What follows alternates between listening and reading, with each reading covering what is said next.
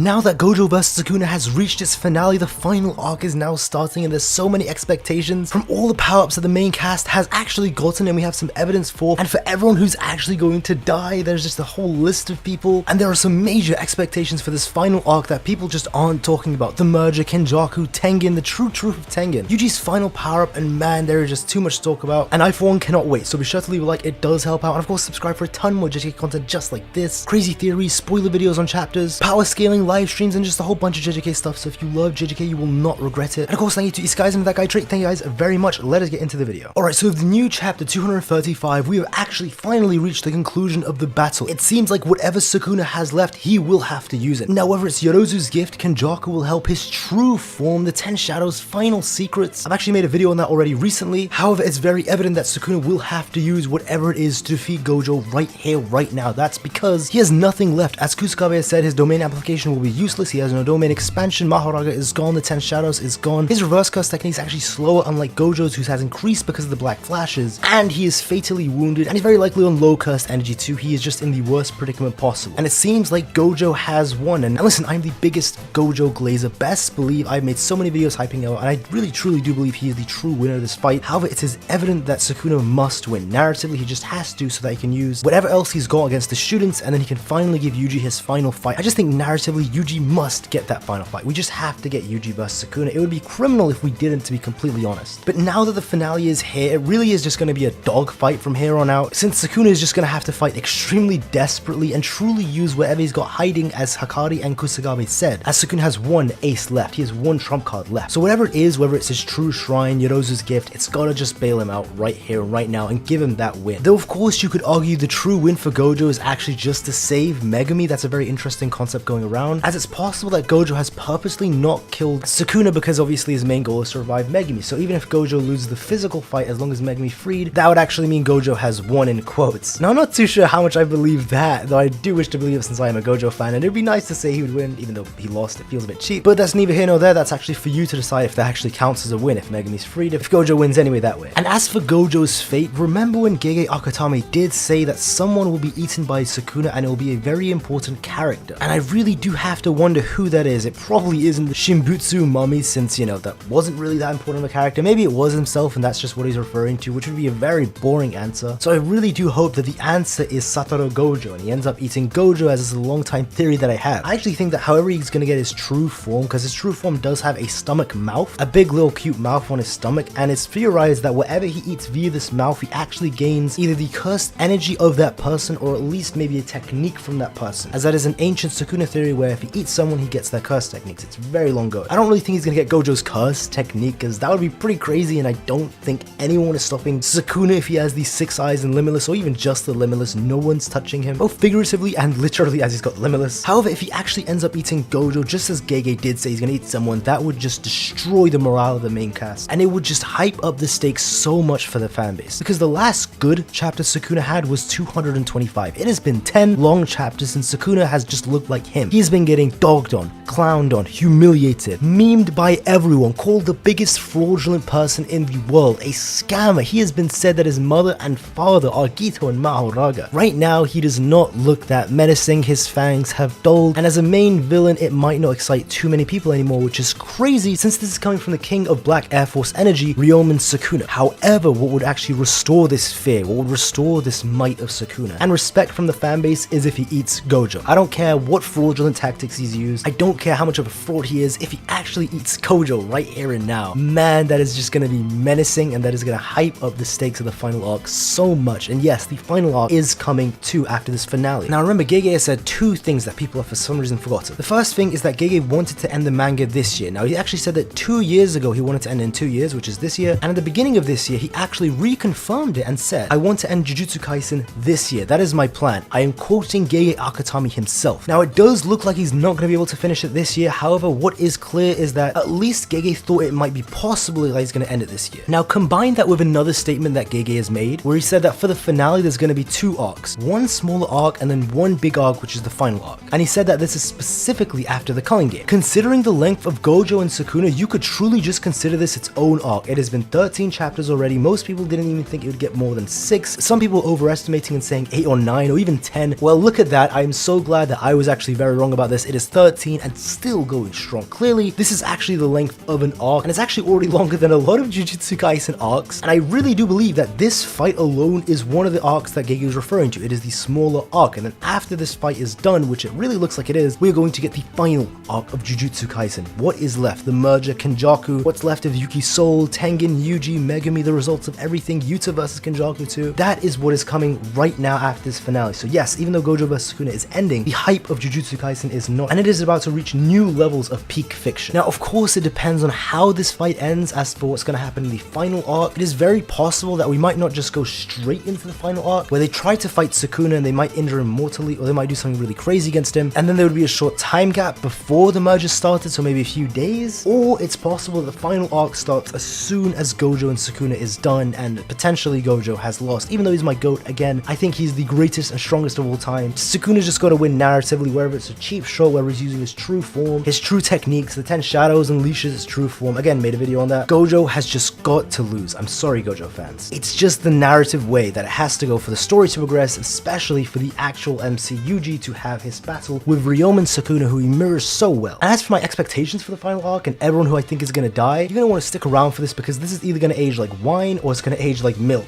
Either way, I'm very interested to see how my predictions go. So the first big prediction I have is that I actually think Kenjaku will activate the merger prematurely. Now, right now, the way it's looking is that Kenjaku can only activate the merger if all of the culling game players are dead other than Sukuna and himself. However, remember that Kenjaku does possess Tengen, who can forcibly end the culling games if he wants to. However, the issue is for Tengen to actually end the culling game, he would forcibly need to remove the barriers that are surrounding Japan and also the culling game barriers too. And of course, he kind of needs these barriers to actually create the merger, so it's sort of a dilemma. Now, the thing is, we have seen that before Kenjaku can create glitches within the own system of the game and to create rules that he wants. I'm sure if he truly wanted to, he could actually end the culling game in a premature way and then forcibly start the merger of everyone in Japan. Obviously, this wouldn't go to the main cast, since it's been said that even if you have a bit of cursed energy or you can control cursed energy, you can just reject the merger. However, this would actually affect all the humans in Japan who aren't sorcerers, and this is just going to be devastating, as it would mean millions are going to die. And it's a pretty gruesome way to go out, and it's going to be pretty bad. So that's why I imagine it's not going to be that way, since it's going to be quite a not shown any ending if every single person in Japan died. That is kind of a very horrid ending, though I wouldn't put it past GEGE AKUTAMI to do that. I just don't think even Shueisha would let him do that. GEGE gets away with a lot, but at the end of the day, it is a shonen. So I do think that possibly with the sacrifices he already got from the soldiers, from the culling game cursed energy got from that, and maybe from some pockets of barriers, right? So it's not going to be all of Japan, but maybe pockets of it. With all of that, he can prematurely create the merger, which would be really cool to see. Now, what is the merger going to be? It could be that big thing that we saw. Even Kenjaku doesn't really know what it's going to be, right? Is it going to be looking like the founding titan like Kenjaku thought? Or maybe it's going to be a humanoid figure. That would be very interesting. Or maybe Tengen will be the vessel for the merger, and that's a very popular theory, and it'd be very cool to see, since we do know Kenjaku said that there's one other secret for Kenjaku, not just that he's technically the game master and that he could have ended the culling games, not just that, there was one other secret that Kenjaku is holding from everyone. Final thing could be that Tengen is the merger, or is the only candidate. However, it is possible that Yuji Itadori could also be a candidate for the merger, since remember, he has actually been called the perfect vessel and that he can house everything, and on top of that, right now he's a cursed object. If anyone could become a vessel for the merger, if someone has to be, it would be Yuji. And what a cruel way to go out. I just know it would be a horrible end for Yuji, and a very sick, twisted fate for him. And it's possible that Yuji is actually going to discard his body and put his soul inside of Megumi, so that him and Megumi from the inner world, or the inner innate domain, can actually battle Sukuna and try and take back control. Since remember, now we know that Yuji actually has some sort of body swapping or soul swapping, specifically cursed technique, as we saw him doing that with Kusakabe. Now imagine Yuji actually puts his soul into Megumi's, him and Megumi either kick out Sukuna or they just defeat him, and then Yuji's body is just kind of there, and Kenjaku actually takes the empty husk body that is also a cursed object and he puts the merger in. So it'd be really funny how maybe Yuji's soul would be inside of Megumi's, and even if Megumi gets control, now Yuji's body is this evil final merger being. Or maybe even Sukuna's gonna get Yuji's body. That would be very funny if that happens. I hope that would happen, because Sukuna in Yuji's body was a different demon. His aura was different. He was just so much cooler than Megumi with Sukuna in his body. It was just not even close. So I really do hope maybe Sukuna can actually get Yuji's body, and maybe even his true form. Now, as for the question if everyone has gotten stronger, right, of course, I just think it has to be the case. If you want to wear a power scaling, this isn't going to make a lot of sense for you if you haven't power scaled before, but just to briefly touch on it, Yuta is someone who doesn't even scale at all to 15-fingered Sukuna. 15-fingered Sukuna would definitively just one-shot blitz him, like true speed blitz, perception blitz him, and he would also one-shot Rika in the same way. However, now that the month passed, it seems that he's actually confident in fighting Mahoraga and Nagito at the same time. So clearly, as I've actually called out before the Gojo vs Sukuna fight even started, I had actually predicted that all the main cast has gone way stronger over the past month. The real reason is that GEGE is just going to do that and say that just to explain away any power scaling inconsistency. So before, Yuta was like Ryu level in terms of speed and strength, where Ryu got insta-true blitzed and then one-shot, whereas now Yuta would probably be able to speed blitz himself from Sendai. Because there's no way the Sendai version of Yuta is even lasting a second or even one attack or swing from Mahoraga. And this makes total sense. I mean, think about it. Yuta in 3 or 4 months, mind you, went from grade 4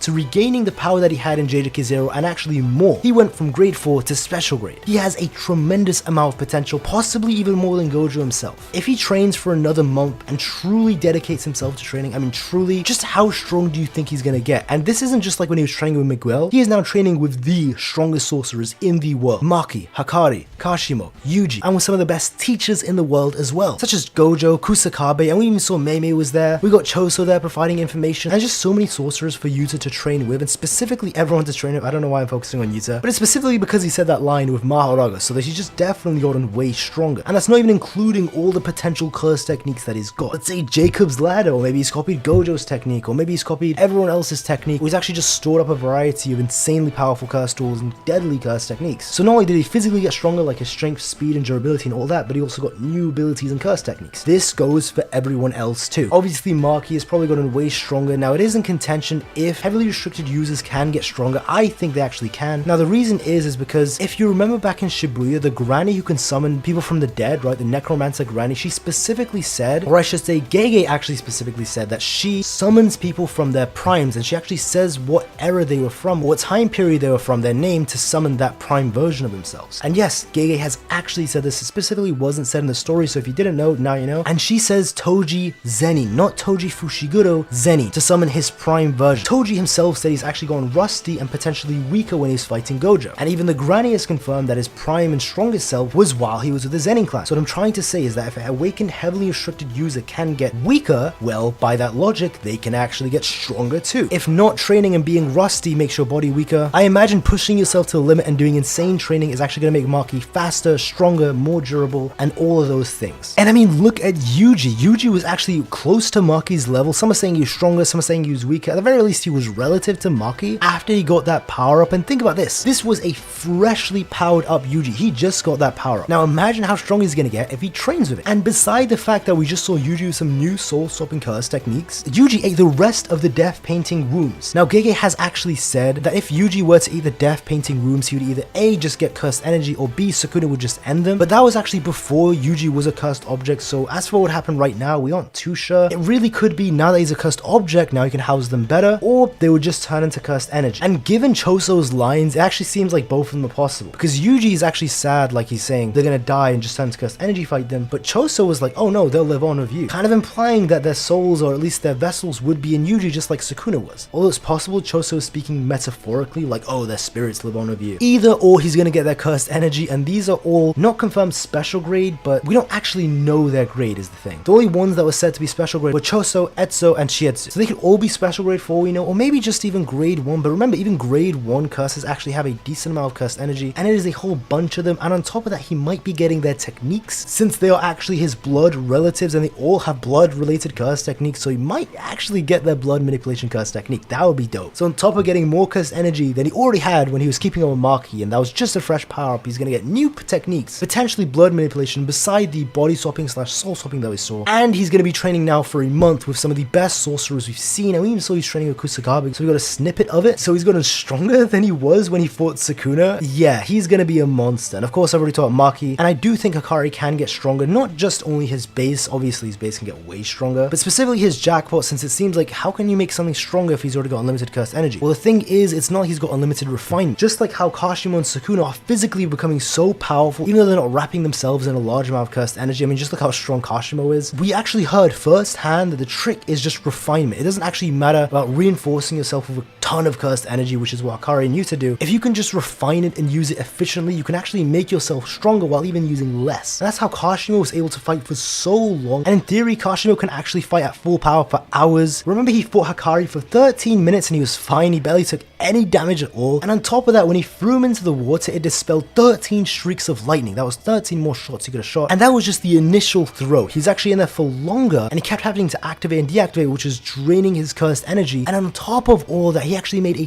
final massive explosion of all his cursed energy. Seriously, this guy could have been fighting for hours. And all this is while he's at Jackpot Hakari's level, actually stronger too. So what I'm saying is that if Hakari trains with Kashimo, who he seems actually tight with, all he needs to do is actually just improve his skill level, his refinement. So even if he doesn't get any more cursed energy, since he's just going to always have an infinite amount, if he improves his refinement, he will become stronger and faster. And of course, we have Kashimo, who I made a video on. Trust me, he's going to cook. That is all I will say. And he will give Sukuna the fight of his life. And it is possible that Kashimo will be the one to force Sukuna to use his final trump card, though it should be Gojo. Now, as for who I think will live and die, I really do think that Kenjaku is going to take Yuta's body. He himself has said that he sees nothing special in Yuta, and with that, you might be questioning, so why would he take his body? I actually think he'll be backed into a corner and his own body will be dying, and with his open domain body swap sure hit, because again, his curse technique is body swap, and he can embed different curse techniques into his domain, even reversal of curse techniques is sure hit. So if he embeds his innate technique, the body swap, into the domain, the sure hit would be he can take anyone's body. So if he's on death's door and he has to take a body as his own body is dying, Yuta would be the best candidate. He would get access to a ton of cursed energy, he'd get access to Rika, and he wouldn't lose curse spirit manipulation. The reason we know this is because there's actually a limit to how many curse techniques the brain can carry. However, it seems like Kenjaku can actually carry 3. The first is the ability to body hop. The second is the technique of the body that he's in, so in this case it's Geto's technique that he has, and the third technique is, for some reason, he can actually keep the technique from the previous body, so that's how he has Kaori Todori's anti-gravity. What this means is that if he goes into Yuta's body, yes, he would lose Kaori's technique, but he would actually keep Geto's curse technique, which is important since he needs it for Tengen. Just imagine Kenjaku in Yuta's body with his copy ability, with Rika, with curse spirit manipulation too. That would be just insane if that actually happens. I also think Hakari is going to die as well. He's one of those characters where he is an important character, but he's not too important. He's a very popular character, but he's also not too much of a fan favorite. He's in that sweet spot where if he dies, it would leave impact and have shock value. However, it won't do too much harm to the story, and it won't make too many people mad either. Those are my 2 biggest death predictions, and of course not including Kenjaku, Urume, Sukuna, who are villains who are probably gonna have to die. And of course Yuji and Megami, those 2 are very obvious picks, though I only think one of them will die. And of course I think Nobita's coming back as well. She's gonna cook. When she does, it's gonna be crazy, and I know many of you are doubting, but trust me, Nobita is coming back. It's gonna be amazing when she does. However, what are your expectations for the final arc, for the finale that we are approaching? Be sure to let me know in the comments down below, and of course if you did enjoy the video, be sure to leave a like. It really does help out. Thank you if you do. And of course subscribe for a ton of JJK content just like this, a ton of crazy theories, spoiler videos, live streams, power scaling, and just a whole bunch of stuff. If you love JJK, believe me, you will not regret it. And of course, thank you to all the channel members as well. I really do appreciate it. Thank you guys very much. And yeah, that's all. Take care and have a great day.